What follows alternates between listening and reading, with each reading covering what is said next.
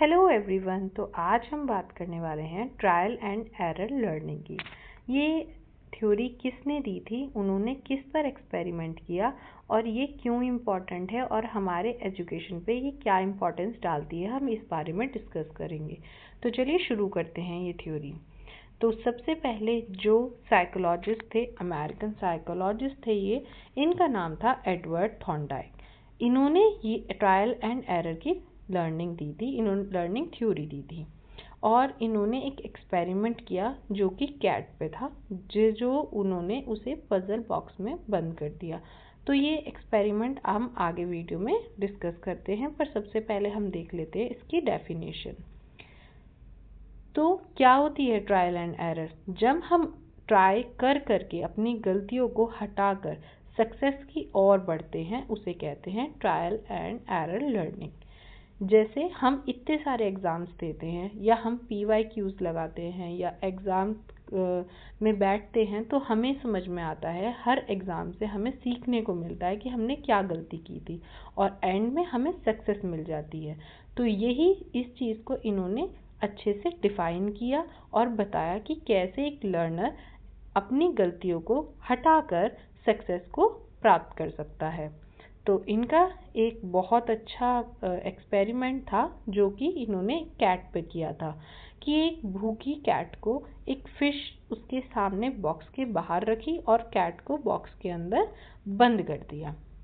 यहीं एक लीवर था जो जिससे उसे बटन दबाने से कैट बाहर निकल जाती और बाहर अपना खाना खा लेती।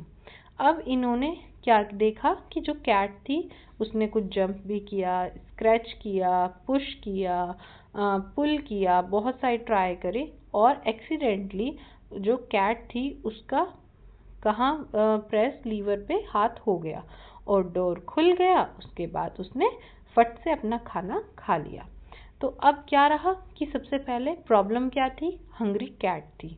उसने बहुत सारे अटेम्प्ट्स दिए जिसमें गलतियां भी की, फिर एक करेक्ट रिस्पॉन्स हुआ कि प्रेस लीवर प्रेस हो गया और रिवॉर्ड के में उसको क्या मिला? खाना। तो ये उसकी क्या थी? लर्निंग। यहाँ से उसने सीखा कि मुझे कौन सा लीवर प्रेस करना है जिससे गेट खुल जाएगा और मुझे खाना मिल जाएगा। ठीक है, तो आगे हम इसके बारे में बात करेंगे। जो सबसे इम्पॉर्टेंट है, इसमें आपके दो कैटेगरीज होती हैं, two different categories of learning. सबसे पहले प्राइमरी एंड सेकेंडरी। प्राइमरी से आपके बहुत सारे क्वेश्चंस आते हैं, तो इसके बारे में भी आगे डिस्कस करते हैं। सबसे पहले आप याद कर लीजिए कि पहली प्राइमरी लॉ और सेकेंड सेकेंडरी लॉ। तो इसके बाद हम डिस्कस करते हैं प्राइमरी लॉ ऑफ लर्निंग होती क्या है। तो आपकी इसमें इन्होंने तीन चीज़ डिफाइन की है। सबसे पहले लॉ ऑफ रेडीनेस, कि जो लर्नर है उसे रेडी होना पड़ेगा चीज़ें सीखने के लिए। अब मान लीजिए कोई बच्चा है, वो याद तो करना चाहता नहीं, हम फोर्सफुली उसे याद कराएं तो क्या उसकी लर्निंग होगी? नहीं हो सकती। तो सबसे बेस्ट है कि लर्नर हमेशा तैयार हो।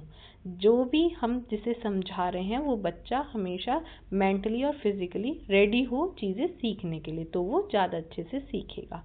सेकंड है law of exercise, practice strengthen learning. तो जैसे आपने एक बहुत अच्छी कहावत भी सुनी होगी, करत करत अभ्यास के जन्मत होत सुजान। तो बार बार प्रैक्टिस करने से आपकी लर्निंग में स्ट्रेंथ आ जाती है, आपकी लर्निंग अच्छी हो जाती है। ठीक है। थर्ड है, और जैसे हम प्रैक्टिस किस चीज़ की करते हैं, हम एग्ज़ाम आता है तो हम क्वेश्चंस लगाते हैं, प्रीवियस ईयर्स लगाते हैं, उससे हमें एक अच्छी लर्निंग मिलती है और जो हम याद कर रहे हैं वो रिवीजन होके हमारे समझ में और अच्छे तरीके से आ जाता है। थर्ड है आपका law of effect, response followed by satisfaction are repeatedly followed by learner.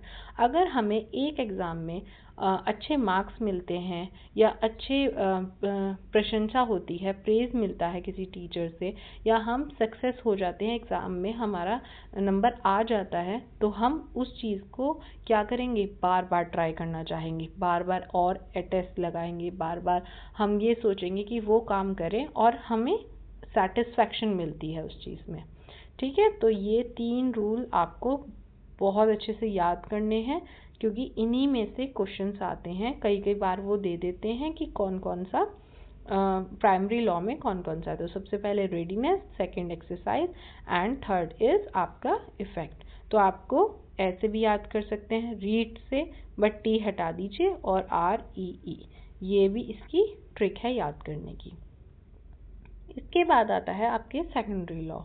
Secondary law में इन्होंने बताया कि सबसे पहला लॉ होता है मल्टीपल रिस्पॉन्स। अब एक करेक्ट चीज़ों को फाइंड करने के लिए जो लर्नर है वो डिफरेंट टाइप के रिस्पॉन्स देता है। हम एग्ज़ाम को क्लियर करने के लिए बहुत सारी गलतियां करते हैं, डिफरेंट एग्ज़ाम्स देते हैं, टेस्ट देते हैं, ताकि हम अपने मार्क्स सुधार सकें। सेकेंड, लॉ ऑफ सेट और attitude. Learning depends on the learners mental attitude और रेडीनेस। वही कि तैयार होना चाहिए, बट इसमें एटीट्यूड की बात की गई है, थोड़ा सा वो डिफरेंट है कि उसका बिहेवियर रेडी होना चाहिए, उसका बिहेवियर में ये चीज़ होनी चाहिए कि लर्न करने की। ठीक है। थर्ड है आपका लॉ ऑफ पार्शियल एक्टिविटी। इसमें learner focus on important elements of a situation and ignore less important. अब हमें कोई टॉपिक बता दिया जाता है कि ये ज़्यादा इम्पॉर्टेंट है, एग्ज़ाम में आएगा, और सेकंड जो नहीं इम्पॉर्टेंट है वो कम है, उसमें से 1 नंबर आ सकते हैं, पर किसी टॉपिक में आपके 10 क्वेश्चन मिल सकते हैं। तो आप क्या करेंगे, जिसमें 10 क्वेश्चन मिलेंगे आप उस पर ज़्यादा फोकस करना चाहेंगे। तो इसीलिए इसमें बोला गया है कि पार्शियल एक्टिविटी है कि हम जो ज़्यादा इम्पॉर्टेंट लगता है उस पर फोकस करते हैं इंस्टेड ऑफ जो लेस इम्पॉर्टेंट है। फोर्थ आ जाता है आपका law of analogy and assimilation. A learner use experience to solve new problem. अब एक लर्नर है, उसे कुछ चीज़ समझ में आ गई या उसे पता चल गया कि मेरी मिस्टेक थी, उसने उसको हटा के नई समझ में आ गया कि हाँ ये मैंने गलती करी, उसको सुधार के उसने अपनी गलती सुधार ली और उसने चीज़ें सीख गया। अब वो क्या करेगा कि जो नई प्रॉब्लम आएगी उसमें भी वो वही ट्रिक लगाने की कोशिश करेगा। तो इसे कहते हैं एनालॉजी एंड असिमिलेशन। थर्ड है आपका law of associated shifting. A response can gradually shift from one stimulus to another. इसका सबसे बेस्ट एग्जाम्पल है कि आप क्लासरूम में बैठे हैं, टीचर कुछ बोल रही है, तो वो रिस्पॉन्स आप दे रहे हैं, स्टिमुलस खड़ी हैं टीचर, वो कुछ बोल रही हैं, ठीक है। जैसे ही टीचर ने बोलना बंद किया तुरंत ही बेल बज गई, तो आपका ध्यान अब टीचर से हटके किस पे चला गया, बेल पे चला गया। तो वही बताया गया है कि हम अपना ध्यान, अपना रिस्पॉन्स तुरंत ही चेंज कर लेते हैं एक स्टिमुलस से अलग दूसरे स्टिमुलस पे, ठीक है। इसके बाद ये एजुकेशन पे क्या इम्पैक्ट डालता है। सबसे पहले आपका आता है एनकरेज एक्टिव पार्टिसिपेशन, वही law of readiness. Active participation होगा तो बच्चा अच्छे से सीख पाएगा। Second, develop problem solving activity. उसमें एक अपनी गलतियों से सीखने की इच्छा आएगी कि वो गलती करे, उसे सुधारे और करेक्ट आंसर या करेक्ट चीज़ों पे पहुँचे।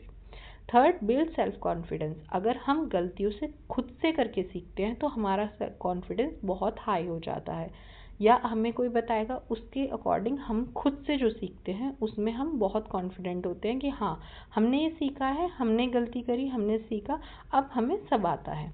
फोर्थ है learning became permanent through practice. अब लर्निंग जो अपनी गलतियों से करके सीखता है इंसान, गलती कर करके बार बार मल्टीपल अटैम्प्ट्स के बाद जो करेक्ट पे पहुंचता है वो उसकी परमानेंट मेमोरीज भी बोल लो आपकी, या वो उसको हमेशा याद रहता है, ठीक है। ये आपने अपनी लाइफ में भी देखा होगा ये सब। तो ये हमारे थे ट्रायल एंड लर्निंग थ्योरी, ठीक है। तो इसके क्वेश्चंस हम सैटरडे में करेंगे, तो उसके लिए आप देखते रहिए। और इसके लिए मैं एक लाइन लिखी है, प्रैक्टिस मेक्स परफेक्ट। वही practice makes a human perfect. जितनी प्रैक्टिस ज़्यादा उतना आप परफेक्शन आता जाएगा। तो ये थ्योरी इसी पर बेस्ड थी। किसने दी थी, एडवर्ड थॉर्नडाइक ने, ठीक है। किस पे किया था उनका एक्सपेरिमेंट, एक कैट पे, ठीक है। तो यहाँ पे हम इस थ्योरी को एंड करते हैं। अब मिलते हैं नेक्स्ट टेस्ट में।